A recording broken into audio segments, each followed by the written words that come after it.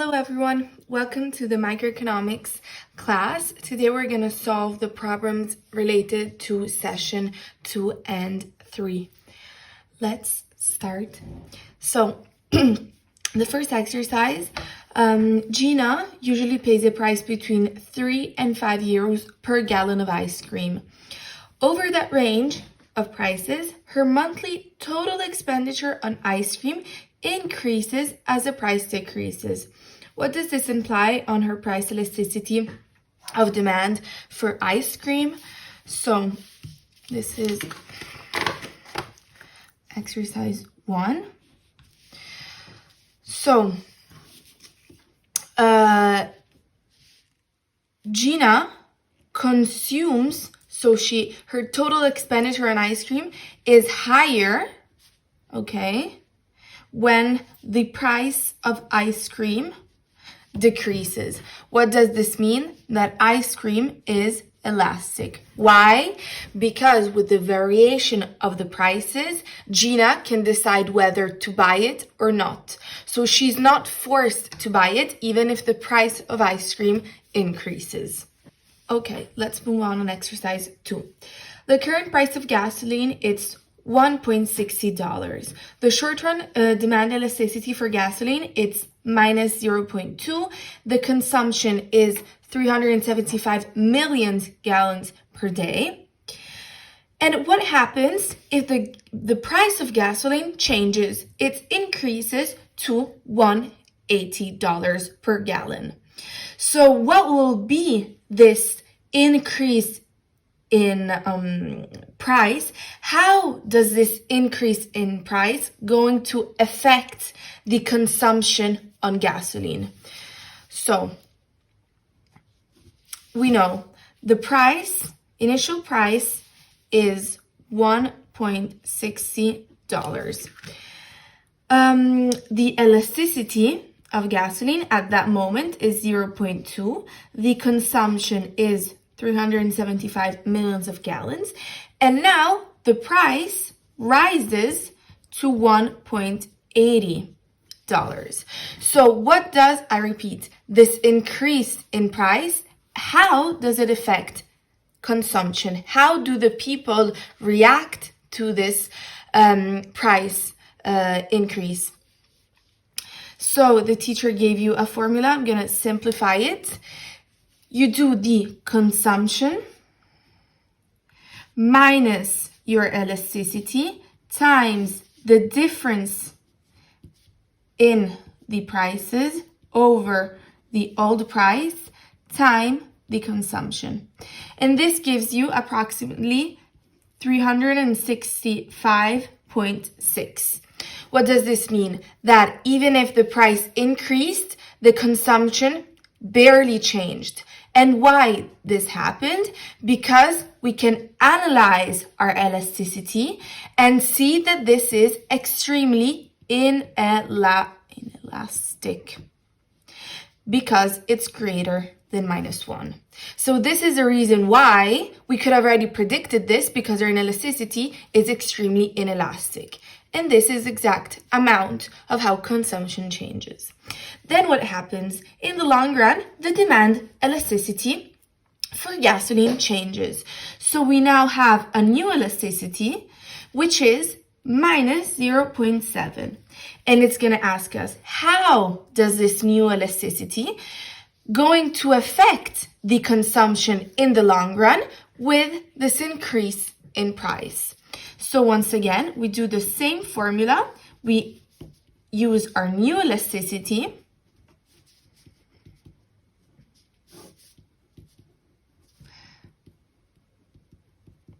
And this approximately gives us 342.2. So you can see that this elasticity, it's less inelastic than before. So the long run elasticity is less inelastic than the short run elasticity. And this is why the consumption changes in a greater way. 3. So You spend your income of 1,200 on consumption of good X and Y with their respective prices of 10 and 20. However, on your summer vacation, the prices of the same goods are different. For PX is 12 and for PY is 16. Firstly, illustrate the budget constraint and then understand if the bundle that you consume in Paris can be consumed also on vacation. So, firstly, we have our income, which is equal to M. It's the same thing, of 1,200. Then we have in Paris, the price of good X is 10 and the price of good Y is 20. And on vacation, the same price of the same good is 12 and of good Y is 16. Okay, first question, the budget constraint. What is the budget constraint? We know the equation for the budget constraint. M equals Px times X plus Py times Y. Really easily, we just go to substitute the numbers we have. So what we'll do, we'll use Px. We're substitute with Px. We're gonna substitute Py with Py and M or R with M. So for Paris, our budget constraint, it's gonna be 1,200, that equals 10x plus 20y. Then we know that our budget constraint, it's a line on a graph, so we have to be able to draw that line. We have to isolate y in order to find the linear equation to draw our line. This is why we're isolating y. If we isolate y, it's going to be our equation. On vacation, the same thing. We're going to substitute with the new Px and Py. So 1,200 equals 12x plus 16y. We isolate y to find our equation in order to draw it on the graph. This is the equation. And so these are our two budget constraints, and these are our budget line. Okay, then it's asking us, suppose your optimal consumption bundle was of 60 and 30 in Paris. Could we use this bundle in vacation? So what is the bundle? The bundle is the point on your budget line where you're consuming, where you're satisfied. Remember, all the bundles, these are all bundles. And it's saying that in Paris, we're using the bundle of 60-30. So let's say 60 here and 30 here. So in Paris, we're using this bundle. How can we know if this bundle can be used in vacation as well? Well, we have 60-30. This is X, this is Y. We just go and substitute X and Y in our budget constraint and see if our budget can support the bundle. If our budget is too low, so if our bundle gives this resolution too high, then we cannot afford this bundle. So to check if we can afford this bundle of 60-30, we just go and substitute. And the answer is yes, we can afford this bundle on vacation because our budget is able to support the bundle. Again, if this was lower, we could have not used this bundle for the vacation. Moving on, exercise 4. So your golf club offers two alternatives: to pay 40 euros per course or 200 euros fixed fee and 20 euros per course. You have a budget of 1,000 euros. In scenario A, so paying 40 euros per course, you would play 15 courses. In scenario B, you would play 25 courses. And then you're going to have an extra expense on leisure activity. So you're going to choose or alternative A or alternative B, plus you're going to use 10 euros on leisure activities. Firstly, illustrate the budget constraints of the two scenarios. Understand which is more convenient and understand with which scenario the golf club makes most revenues. Okay, so we have scenario A, 40 euros per course. Scenario B, we have 200 euros plus 20 euros per course. Then we have our income of 1,000, and then we have another expense of 10 euros. If we would choose scenario A, we would play 15 courses. If we would choose scenario B, we would play 25 courses. Okay. Now, what do we have to do? The budget constraint. So, budget constraint, I'm going to write again your equation. Okay, so we have to understand what is Px and what is Py. Okay, we know M. We can already underline M. So, what are the two goods? For sure, one good is the leisure activity because we're going to spend this extra on leisure activity. So let's say it's Py. And Px is either option A or option B. So we have our two goods. Our two goods is the course, the golf club, the golf lesson, the golf club course, and the leisure activity. This is why we're going to have two budget constraints, one for option A and one for option B. So for option A, we're going to have 1,000 that equals 40 C. I put C to simplify. You can stay with X, but if you put C, it's just, you can remember easier that it's referred to the courses and that 10L is referred to the leisure activity. Again, as we did before, we bring L out in order to draw this line on the graph. And this is going to be 100 minus 4C. So this is our budget constraint for option A, and this is our budget line for option A. We're going to do the same thing for option B. So 1,000 equals 200 plus 20C plus 10L as before. We can isolate L and it becomes 80 minus 2C. So we did number one. Then it's asking us, would you prefer to pay the fixed fee? So would you prefer option B over option A? How do we understand this? So if you remember from your lessons, you prefer your highest indifference curve.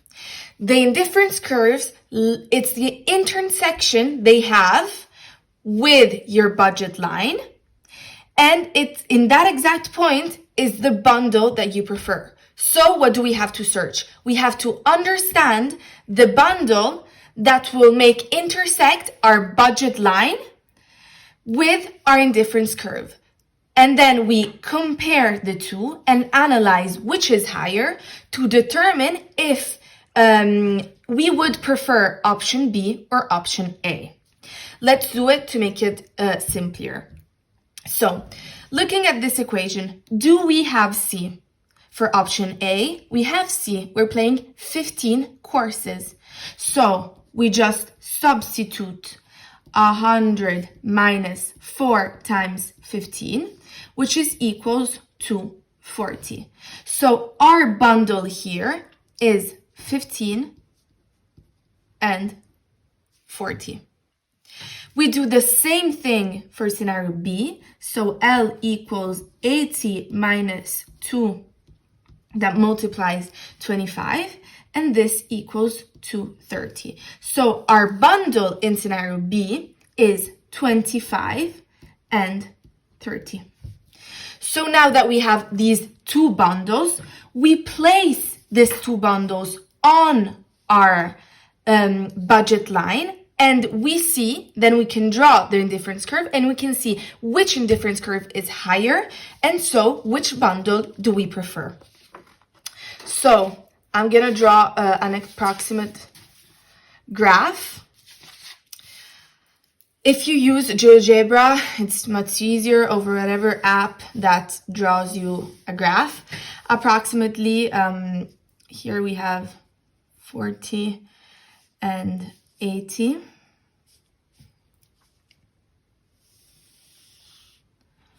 So this is for, I'm gonna keep this paper here, so let's do scenario B. So this is our line that we have. If you plug it in again in an app, you're gonna intersect in 40 and 80. And then scenario A, it's gonna intersect in 125. So this line here, we draw this line here. So this is scenario A, and this is scenario B. Okay, so we have our two lines. What are we gonna do? Plot these coordinates. These are simply coordinates X, Y. We have to plot them on our budget line. So for scenario B, 25 and 30, 25 and let's say 30 is more or less here. Okay, this is our bundle. And for scenario A, we have 15 and 40. So a little bit higher. Okay, now we have these two bundles. We can draw approximately our indifference curve. Again, very approximately. And it's easy to say that B is higher. You don't have to see higher in this way. You have to see higher in this way. This is higher to A, and this is why we prefer the fixed fee. Then, to understand whether our golf club makes more revenue with alternative A or alternative B, just multiply the courses they do times the money they pay. For option A, exactly the same for option B, and this is 700. So you would make more revenue with option B. Okay, now number 5. I would suggest to do number 6 before number 5 because this is clear, since here we don't have any type of number of reference. It's just letters to in order to make you understand the theory. So do as you prefer, but I would suggest to do number 6 before the number 5. So we have the utility function. Okay, it's given. So the utility function, it's x1 times x2. We have prices 1 and prices 2 for the two goods, and the income M. We have to calculate the demand functions for goods 1 and 2. So goods 1 and 2, we have the price. You can follow me when I say there's no any type of numbers, right? So the price is P1 and P2. So how can we determine the demand function? So firstly, we know that our utility function is equals to MUX over MUY. But what is MU and MU? This is the marginal utility, meaning when there's always marginal something, it means that this is the derivative of your initial. So the marginal utility, it's the derivative of your utility in terms of x and in terms of y. In this case, it's going to be the derivative in terms of x1 and in terms of x2. So what is our utility? Our derivative of the utility function in terms of x1, well, it's x2, and derivative of our utility function in terms of x2, well, it's x1. So this is this relationship they have between the utility function and the marginal utility. However, we know also that our marginal utility, so this one, it's equal to the prices, P1 and P2. Thanks to this, we can find out that P2 multiplies X2 and P1 multiplies X1. So we have this equality, okay? And why do we need this equality? Because if we do our budget constraint, which is, in this case, this one, we can easily say that we can substitute P1 X1 with P2 X2 because we demonstrated before that they are completely the same. So M equals to P2 X2 plus P2 X2. And so this equals to 2P2 X2.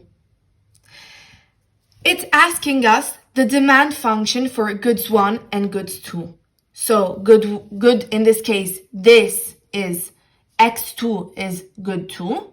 So how can we find the demand function? We just isolate X2, and this is becoming M over 2P2. So this is our demand function for good 2. We can do the same thing for good 1. Instead of substituting P1 X1 with P2 X2, we substitute P2 X2 with P1 X1. So M equals P1 X1 plus P1 X1, giving us 2P1 X1. This is good 1. We have to find the demand function of good 1. This is why we're bringing out isolating X1, and this equals to 2P1. So these are our two demand functions of good 2 in this case and good 1 in this other case.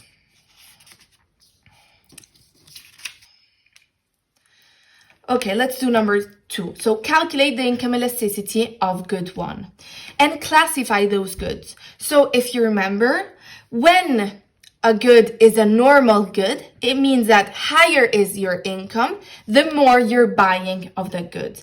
And an inferior good is higher it's your income, so your income increases, you're gonna buy less of that good. But with using formulas, you can determine if a good is normal or inferior. Your elasticity, your income elasticity, if the result of your income elasticity is greater than 0, it's a normal good. And if it's inferior than 0, it's an inferior good. We also know that if this result is between 0 and 1, it's a necessity. And if it's more than 1, it's a luxury good. We know the formula of the income elasticity. You derive, it's asking of good 1. I write here our good 1 that we found before. This is the demand function that we found before. It's asking us of good 1. So keep always this in mind. We have to derive x1 in terms of what? In terms of our income, because we're finding the income elasticity, times our income over x1. So if we derive this in terms of m, what do we have? We obtain 1, right? If we derive m, it's 1 over 2p1 that multiplies m over x1. We just substitute m over 2p1. We can swap this. So this becomes m times 2p1 over m. Simplify everything, and this equals to 1. So is good 1 a normal, inferior, necessity, and luxury? It's just a normal good because it's more than 0, but it's nor more than 1 or between this range. So this is a normal good. Okay, then it's asking us, define and calculate the price elasticity of demand for good 1. So it's asking us always for good 1, but the price elasticity. Once again, we have the formula for the price elasticity. So it's always of good 1. So you derive your function that you found of good 1 in terms of what now? In terms of your price, because this is the price elasticity. Then you multiply by your price over x1. So here it's asking us the income. So we derive in terms of income and we multiply by our income. Here it's the price elasticity. So this is why we derive x1 in terms of the price times the price. So if we derive this in terms of P1, what do we have? We're going to have minus m over 2p to the second y, right? Times P1, again, you just substitute x1. Once again, we can swap our fraction here times P1 that multiplies 2P1 over m.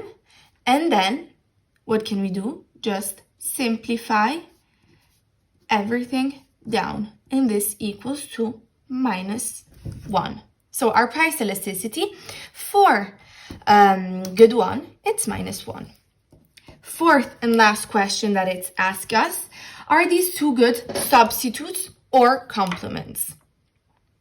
So we have to, we can understand if two goods are substitutes or complements. If the result of the elasticity, it's more than 0, they're substitutes. If it's less than 0, they're complements. Again, we have a formula to understand this, which is it's always the derivative of the good 1. But what do you derive? You derive in terms of the price of P2 times P2 over x1. Because you're using P2 because you have to compare their two goods. But in this case, do we have P2 here? No. So it's 0 times P2 over x1, meaning this equals to 0. And this result means that these goods are neither substitutes nor complements. They are independent. Independent. Okay, last exercise, number 6. So consider your utility function 2x, your utility function 2xy. The price of good x and y are px equals 1 and py equals 1. So you see here that we have numbers and it's easier to understand. And then we have also our income, I use m, that equals 100. 1. Using the optimality condition, calculate the coordinates of the optimal consumption bundle. Draw the indifference curves and the budget constraint on a graph. So it's asking us to find the bundle, okay? So if we find the bundle, because then it asks us, draw the indifference curve. How can we draw the indifference curve? If you remember from the exercise before, we have to find the budget line, place our bundle, and draw our indifference curve. Okay, so what do? We know that our utility, as before, it's equals to the derivative of utility in terms of x and the derivative in terms of y, that's equals to the marginal utility of x and the marginal utility of y. So if we derive our utility function in terms of x, it's going to be 2y over derive in terms of y, 2x. As before, we know that 2y over 2x equals 2px over py. Okay, we can simplify and we can say that y times py equals x times px. So as before, we have this equality. Okay, now we can write our budget constraint as before. So it's always the same procedure. You find your marginal utility, you put it equal to your prices, you find the equality in order to substitute this equality in your budget constraint to find your demand function. So we can substitute this. So m equals py times y plus py times y. So 2py times y. And what do we have to do? We have to bring out y, right? Because we have to find the demand function for y. So if we bring out y, y equals 2m over 2py. So this is one. We do the same thing, substituting this time x. So m equals px times x plus px times x equals 2px times x. We bring out x, which equals m over 2px. Okay. Now, looking at these formulas, can we calculate y and x? Well, I would say yes. Do we have the income? We have the income. Do we have py? We have py. So can we find our y? Yes. Can we find our x? Yes. So by substituting, what do we have? Y 100, 2 times 1, so 50, and x 100, 2 times y, which equals 250. So do we have this bundle? Yes, we found it. It's 50-50. Now what we're missing? We're missing our budget line. How can we find the budget line? Well, again, we start from our budget constraint and we just substitute with the numbers we have. We have all of these numbers in order to find the budget line, and this equals to 100 minus x.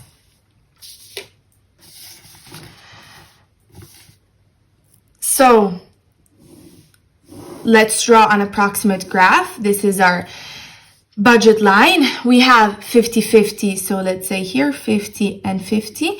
This is our bundle that we found before, and this, it's our indifference curve. So we drew this graph on the budget constraint. Number 2 asks us if there is an increase for good x. So from from px that equals 1, now it's px that equals 2. How does this modify the consumption bundle? Find the new optimum and represent it on the graph. Easy. So what did we do here? We substituted px with 1 and we found x, our coordinate for the bundle. Now we have px equals 2. So what we have to do? Substitute 2 here to find our new coordinate for the new bundle. So it's going to be x equals, this number 2. We have px that equals 2. And then we're going to have 100 over 2 that multiplies 2. So this equals to 25. y, it's always going to be the same because RPY didn't change, so 50. So our new bundle, it's 25 and 50. Do we have to calculate the new budget line? Yes, because here this changed, okay? This changed is now 2. So the new budget line, it's going to be 100, that equals 2x plus always 1y. So our new line, it's going to be y equals 100 minus 2x.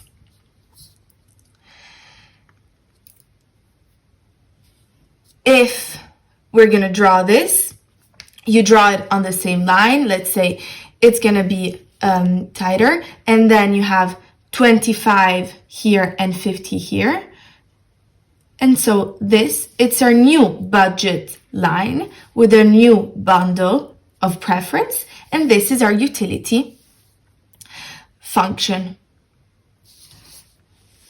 So these exercises have been explained and solved. Remember that if you have any type of question, don't hesitate to text me, and if I'm able to answer, I would be more than happy. Have great vacations and see you soon. Bye bye.